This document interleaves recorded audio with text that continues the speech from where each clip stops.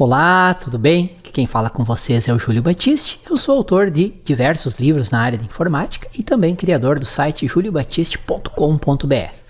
Nosso site é a sua sala de aula na internet desde maio de 2000. No site tem muito conteúdo gratuito, mais de 8.000 tutoriais e artigos sobre informática, e tem também a nossa loja com livros, e-books, videoaulas e cursos online na área de informática. Tem muita coisa boa, dá uma olhada lá, todo dia tem novidade. Eu criei esta série de 60 ou mais videoaulas para ensinar macros e programação VBA no Excel para quem é iniciante, para quem não sabe nada de VBA, para quem nunca programou em VBA. À medida que eu vou publicando os vídeos, eles ficam disponíveis nessa playlist aqui. É só acessar esse endereço, sempre vai ter a lista atualizada com todos os vídeos. E se você assistiu alguns vídeos, está gostando e quiser aprofundar os estudos, aprendendo desde o básico de VBA até a criação de sistemas profissionais completos com VBA, eu recomendo dar uma olhada nesse endereço para conhecer a nossa Universidade do VBA. Ela já tem muito conteúdo lá dentro e toda semana, sem exceção, eu adiciono novos vídeos. Dá uma olhada nesse endereço e no final desse vídeo eu vou falar também um pouco mais para você sobre a Universidade do VBA no Excel. Olá, tudo bem? Aqui novamente o Júlio Batiste trazendo para vocês mais uma videoaula desse nosso curso de macros e programação VBA no Excel. Estamos aí em uma série de vídeos onde estou mostrando alguns exemplos práticos de código VBA usando o Objeto Range. São exemplos que vocês facilmente poderão adaptar para uso no seu dia a dia e que certamente vão precisar de um ou mais desses exemplos. Reforço sempre que se às vezes vocês ficarem em dúvida sobre a lógica de algum exemplo, é só criar uma macro lá e executar o procedimento passo a passo usando o F8. O F8 é maravilhoso para a gente executar passo a passo e entender a lógica quando a simples leitura do código deixa alguma dúvida em relação a qual a lógica utilizada. Essa lição, neste vídeo, nós vamos ver exemplos que fazem a verificação da seleção atual na planilha atual. Se ela é uma única linha ou uma única coluna, ou é mais de uma linha selecionada ou mais de uma coluna. Vamos então aos exemplos práticos. Nesse primeiro exemplo eu vou mostrar como verificar se a seleção que o usuário fez é composta de uma única coluna ou de uma única linha. Quando é que é útil? Quando é que vocês vão usar isso aí na prática? Com parte de entrada de dados de um programa do Excel. Vamos supor que você está fazendo um programinha lá em que o usuário tem que selecionar uma faixa de dados que seja uma única coluna ou uma única linha. Nesse caso, se a seleção não for uma única linha ou uma única coluna, você pode emitir uma mensagem e mostrar de novo a janelinha solicitando que o usuário faça a seleção de uma única linha ou uma única coluna. Isso é uma maneira de fazer um tratamento de erros para garantir que a seleção que o usuário faz seja de uma única linha ou de uma única coluna, porque é o que você está necessitando no programa específico que você está desenvolvendo. Para verificar se a seleção é formada por uma única coluna, a gente pode usar o seguinte trecho de código, bem simples. Tem um objeto selection, desse objeto, que é um objeto range, né? Tem a coleção columns e a coleção columns tem a propriedade count. Ela retorna o número de colunas da seleção atual e aí eu testo. Se esse número é maior do que 1, então é porque foi selecionada mais de uma coluna. Aí mensais, selecione uma única coluna. Aqui eu usei um exit sub, aqui você poderia, nós vamos ver logo em seguida, você poderia exibir uma janelinha para que o usuário selecionasse novamente, fizesse uma nova seleção, desta vez envolvendo uma única coluna. Muito bem, e aí depois aqui o código a ser executado se o número de colunas for igual a 1. Se o número de colunas for igual a 1, esse teste aqui vai falhar. Isso aqui não vai ser executado, o que está dentro, e aí ele vai aqui para os comandos a serem executados caso o usuário tenha selecionado uma única coluna.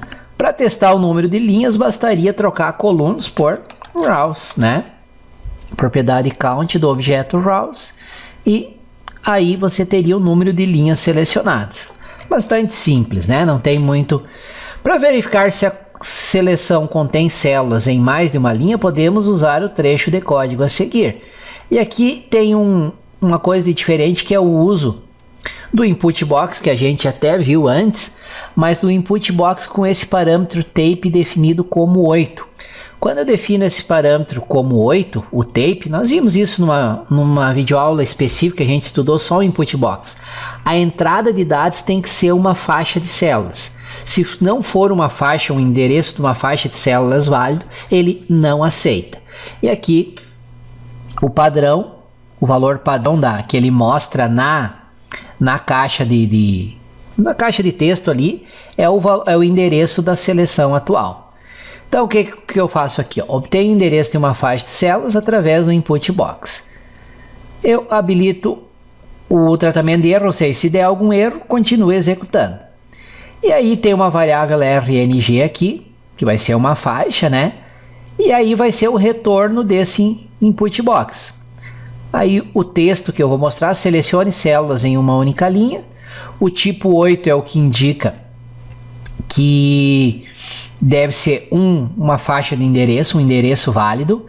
E o default aqui, ele retorna, põe já na caixinha preenchido o endereço da seleção atual. Em caso de erro, go to 0, ou seja, continue. Tá? Se nenhuma célula foi selecionada, encerra o procedimento. Aí ele testa. Se retornou nothing, se a função input box retornou nothing, é porque não selecionou nenhuma célula. Então, se RNG recebeu o valor nothing, então sai fora aí depois, se não for nothing, isso aqui não vai ser executado, né?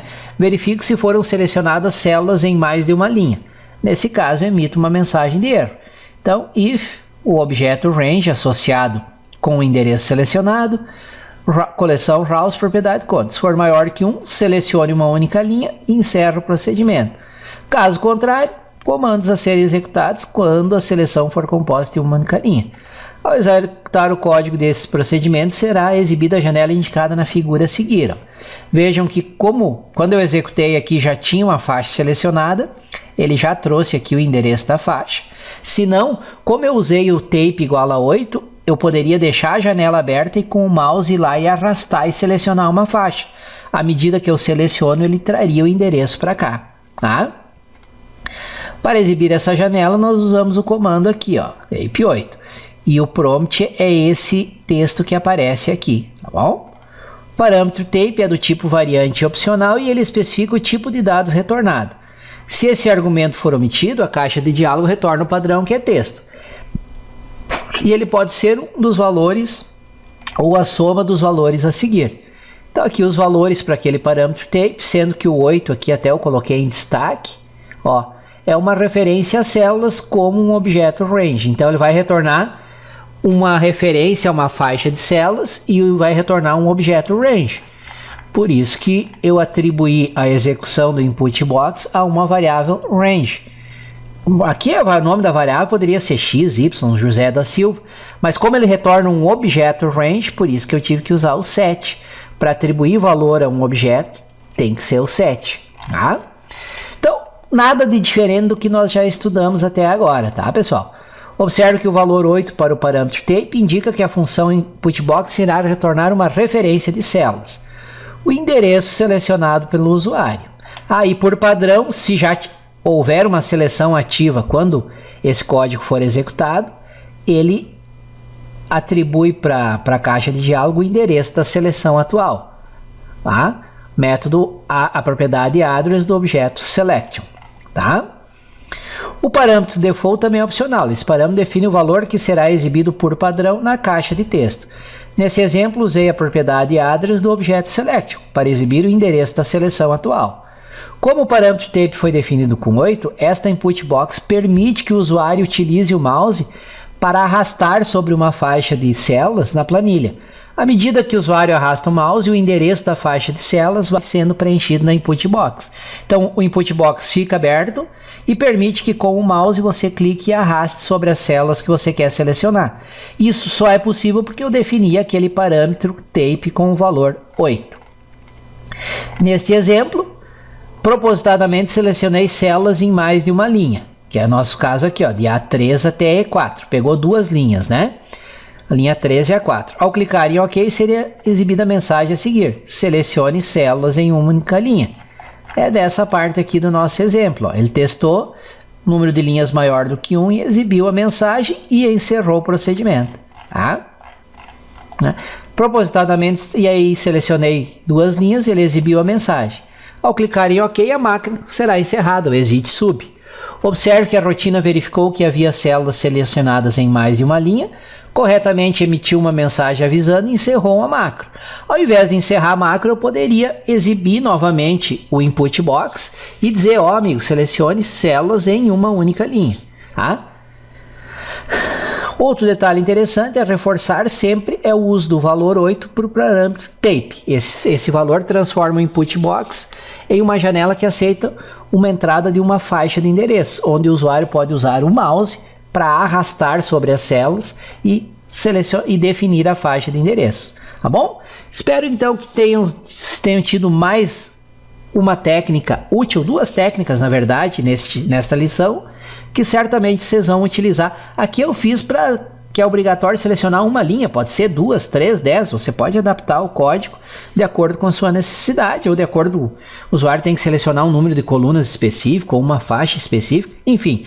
Essas técnicas que nós vimos nessa lição podem ser utilizadas para fazer a validação de uma seleção que o usuário tem que fazer ao usar o programa, tá bom?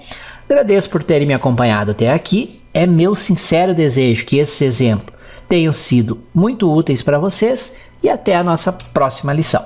Valeu! Que bom que você assistiu o vídeo até o final, espero que ele tenha trazido informações úteis e que você possa aplicar no seu dia a dia para resolver aí alguns problemas com o Excel. Reforço o convite para você sempre acessar o site juliobatiste.com.br. Todo dia eu publico novos artigos, novos tutoriais, além de ter a nossa loja virtual, onde tem muito conteúdo, excelentes cursos online, e-books, videoaulas e livros sobre Excel, VBA e vários outros assuntos de informática.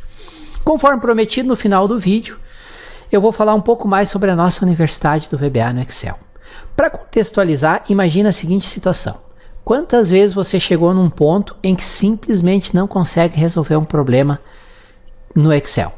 Mesmo dominando fórmulas, funções, mesmo sendo um usuário avançado do Excel, chega num determinado momento em que tranca e você não consegue ir adiante.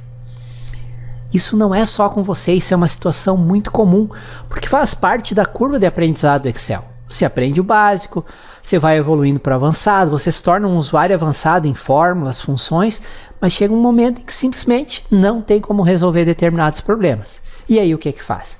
Aí você tem que dar o próximo passo. Nem tudo no Excel pode ser resolvido com fórmulas e funções, e o próximo passo é macros e programação VBA no Excel.